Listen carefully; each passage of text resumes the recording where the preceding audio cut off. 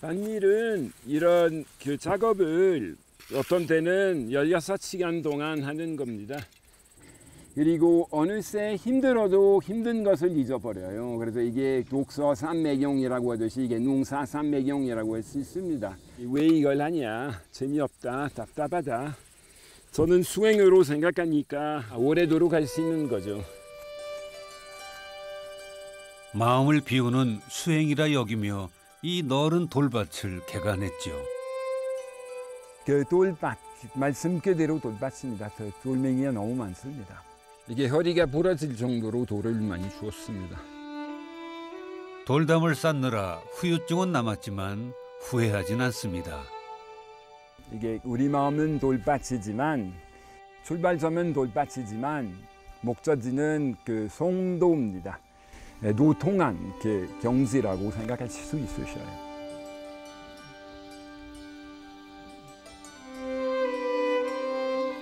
이름 모를 잡초에게조차도 너그럽게 자신을 내어주는 땅이 풀을 뽑을 때만큼은 야속하지만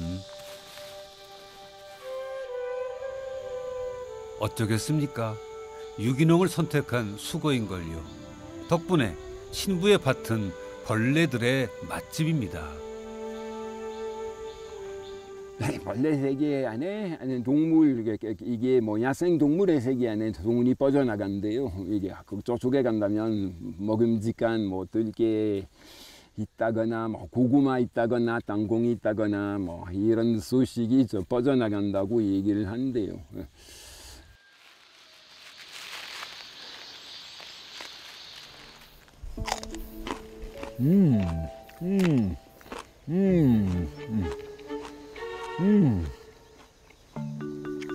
나도에서 이만큼 맛을 쓸 수는 없어요. 왜냐면 그 운반하는 시간이 있잖아요. 그래서 이만큼 싱싱하지는 못해요.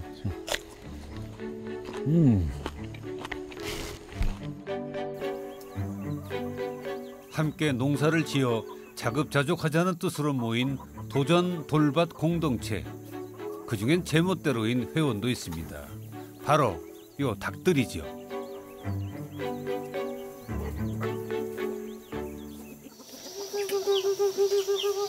밥 먹어. 품종이 유럽인 거예요. 프랑스계, 영국계. 신부님께서 아무래도 속일 수 없잖아요. 토종 닭 보는 거하고는 좀 다르시죠. 속이실 수 없어요. 각양각색의 유럽 닭들 중에서도 신부님의 마음이 가장 쓰이는 녀석은 수로. 바로 수로랍니다.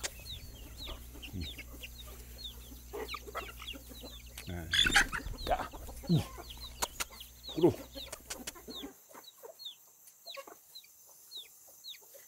이놈도 따돌림을 당했어요. 왕따예요. 못 살게 굴어요. 먹지 못하게 해요. 따돌림이 일상이다 보니 신부님이 찾아줄 때를 기다리는 요령도 터득했죠.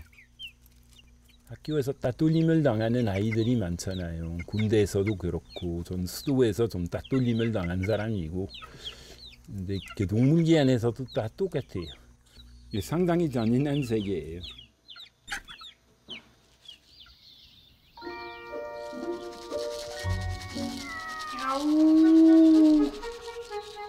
길고양이들이 둥글게 말고 있던 마음의 기지개를 켭니다.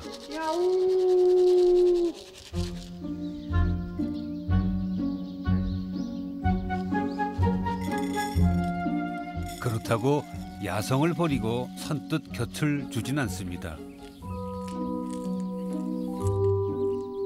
밥을 주면서도 아쉬운 쪽은 언제나 신부님이죠. Don't touch me. 거리두기 굉장히 잘해요. 만질 수 있는데 아주 배고플 때 먹고 있는 동안에 정신이 팔리니까 그때 만질 수 있어요.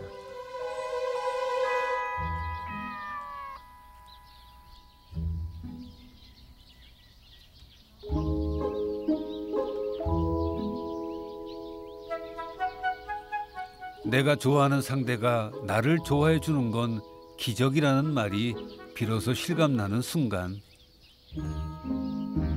자, 과연 기적이 일어날까요?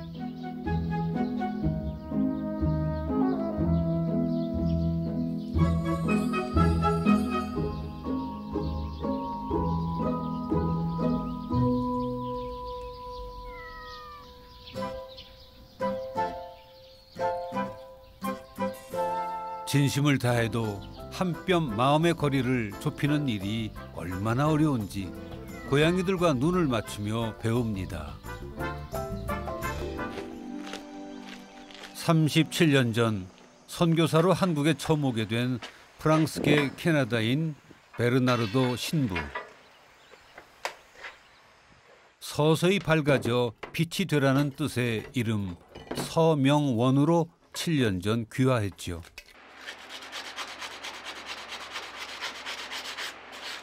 한국살이만큼 농부도 잘 어울리지만 사제로서 삶의 목적지는 늘 십자가를 향해 있습니다. 그 컨테이너 안에서 전시회를 하자. 그 전시회를 보러 올 사람이 저 말고는 거의 없지만 고양이와 쥐 말고는. 근데 여기에 올 때 저는 십자가를 보고 마음이 편안해요. 자기를 버리고 진리를 향해 가는 길에선 무엇이 되고 무엇으로 불리든 아무런 상관이 없었습니다.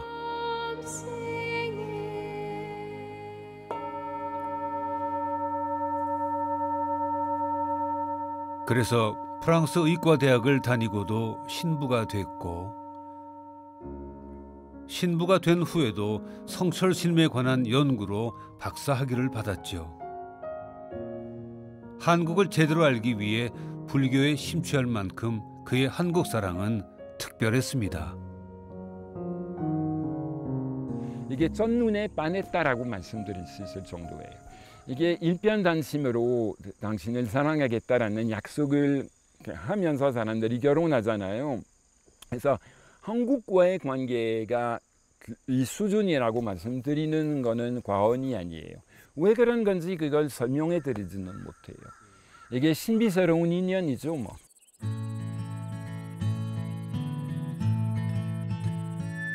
고해 성사로 만나 20년 직이 벗이된 농부 이종수 씨도 신비스러운 인연 중에 하나죠. 이런 기회에 이제 이렇게 그 농부들이 다예요. 그죠? 농부들이 순을 끝에를 자르기도 해요. 네. 근데 끝에를 찾으려면은 이 줄기를 이렇게 들어줘야죠. 알루지오가 태어나셨을 때 고구마 밭에서 태어나셨어요? 아니면 감자 밭에서 태어나셨어요? 저는 아니면 감자가 옥수수 밭에서 태어나셨어요? 감자가 옥수수밭이 더 가까울 것 같아요. 이분이야말로 어디서 태어나셨냐면 분만실에서가 아니라 옥수수 밭에서 태어나셨습니다. 그래서 농부 기질이에요. 아주 나쁜 사람이에요. 저한테 바이러스를 주셨거든요. 그래서 중독자가 됐습니다. 무슨 중독이냐면 이게 그 농사에 중독에 걸리도록 저에게 농사법을 가르쳐 주셨거든요. 누구를 뭐 이렇게 가르쳐 준다 뭐 이런 거는 사실 없었는데 신부님이 자꾸 스승하면서 그 뭔가 이렇게 복돋아주는 그런 말씀이 너무 좋은 것 같아요. 30년 경력의 스승 덕에 끝모를 농산일도 수월하게 풀립니다. 어느새 하늘은 어둠을 넘어 새날의 빗장을 엽니다.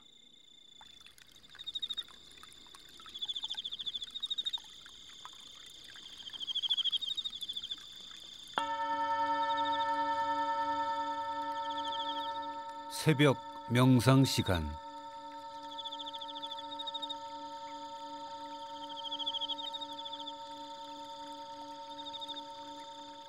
끊임없이 다툼이 일던 마음도 못 생명들의 미세한 소리에 묻혀 고요해집니다.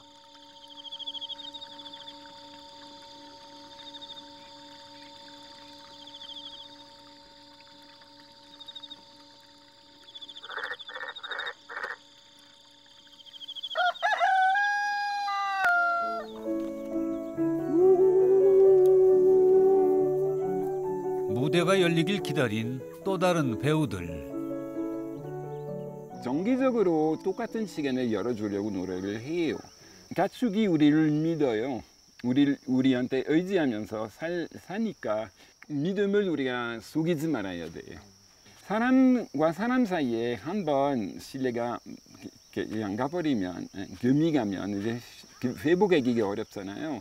가축과의 관계가 저는 여러 가지 아주 비슷하다고 생각해요. 태초에 우주가 열린 그때처럼 인간만 거스르지 않는다면 자연계는 타고난 섭리대로 흘러갈 것입니다.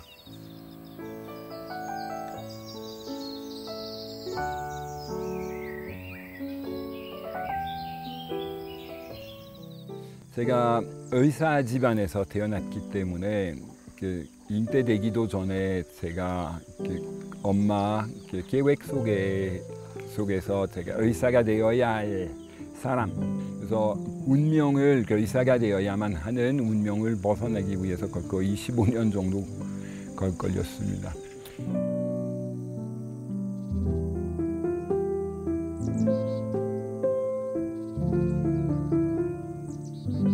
내면의 소리를 향해 먼 길을 걷고 또 걸었습니다. 어머니의 간절한 바람도 외면한 채 어머님께서 어떤 틀에 맞추어서 살기를 요구하셨어요. 그리고 초등학교에 들어가면서부터 늘 1등 해야만 했었습니다. 1등은 하면 안 되는 사고방식이었어요.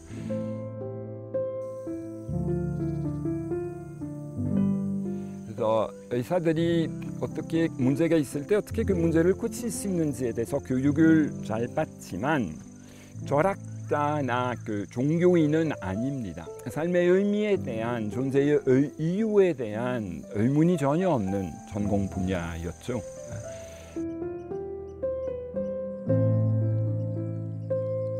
그 먼 길을 돌아 참다운 행복이란 무엇인가?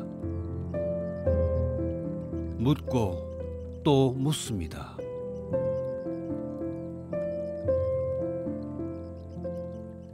바로 저의 아래 남동생은 18살이 됐을 때 고등학교에서 최고의 점수를 다 A+ 받았고 난 다음에 그날 저녁에 자살한 거거든요. 의미는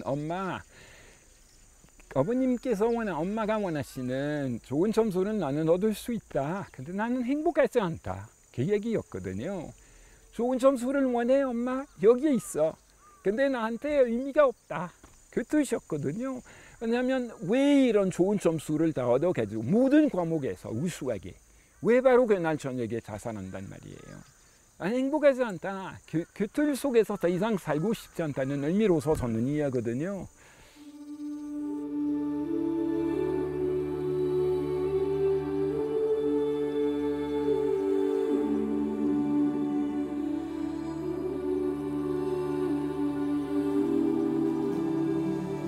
이름 있는 눈부신 꽃이 아니라 무명의 눈물겨운 꽃으로 살아도 좋다.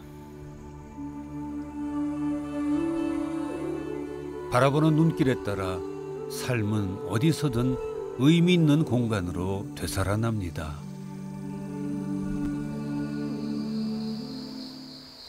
볕드는 시간이 점점 짧아지는 아쉬운 오후.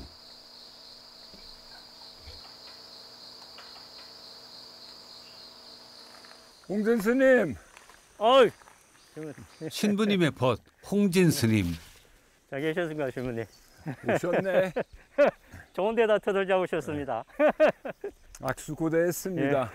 드디어 오셨네. 네, 아닙니다, 신부님. 이게 예. 이렇게 해도 되죠? 예, 예. 양쪽을 해야. 예, 한쪽만 하면 안쪽이 셈이 난대요. 예. 네. 잘 계셨습니까? 이 징검다리. 예. 종교와 종교가 예, 예. 만나는 징검다리로 아, 먼저 예. 가셔야죠. 예, 네, 부처님이 오신 날이라고 저는 생각하니까 예. 오늘 저는 석가탕 신일이라고 생각하고요. 네. 사이즈가 뭐예요? 260입니다. 260. 이게 너무 작을 것 같고 이게 그것도 잠시만요. 웬만하면 맞을 걸. 신부님이 대학에서 불교학을 강의할 때 이쪽으로 오시고요. 사제간으로 만난 인연이랍니다. 여기에 흙이 좀 들어가는 게 좋을 것 같아요. 여기에 12정연 밑에서 나오는 흙으로 구멍을 막아주시면 돼요. 여기에는 큰 문제가 없어요.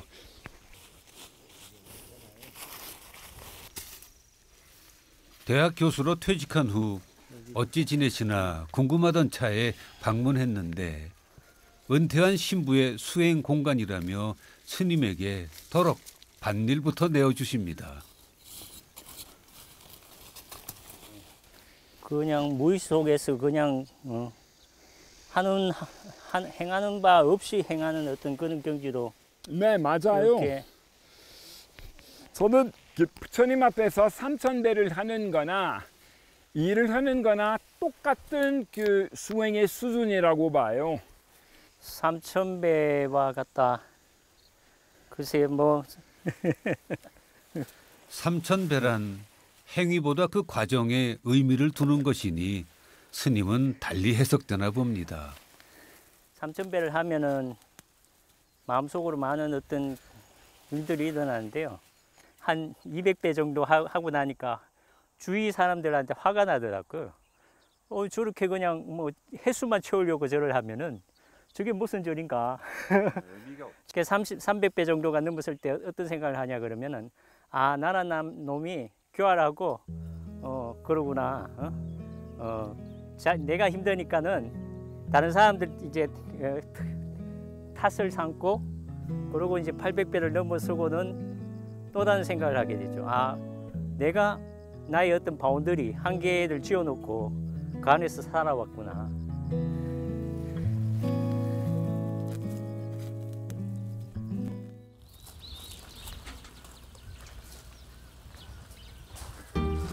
배추 모종이 더 넓은 세계로 향할 채비를 마쳤습니다.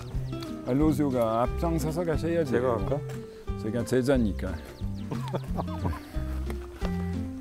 농사는 스승 제자가 따로 없는 것. 이거는 뭐 겸손한 스승이시라서 그렇지.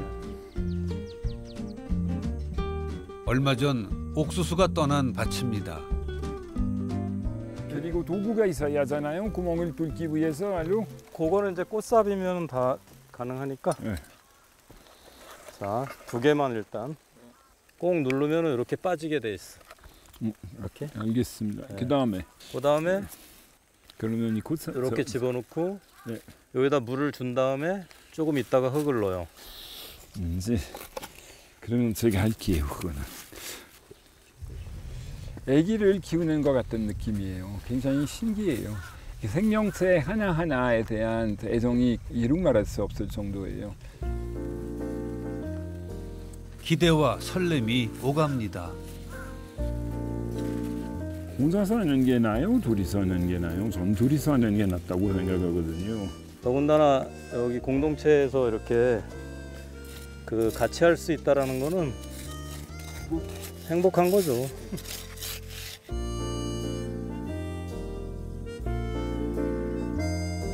함께라서 행복했노라.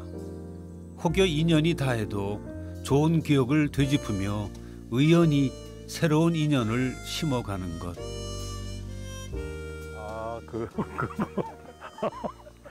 우리의 삶도 그런 거 아닐까요? 이거는 누군가 무용을 하고 하는데 이 국물에 대한 관심이 있으세요? 없으세요? 저는 그냥 밭일하는 사람들을 구경하면서 살고 싶지는 않아요. 저는 할 수 있는 최소한의 일이라도 하면서 끝까지 살고 싶어요.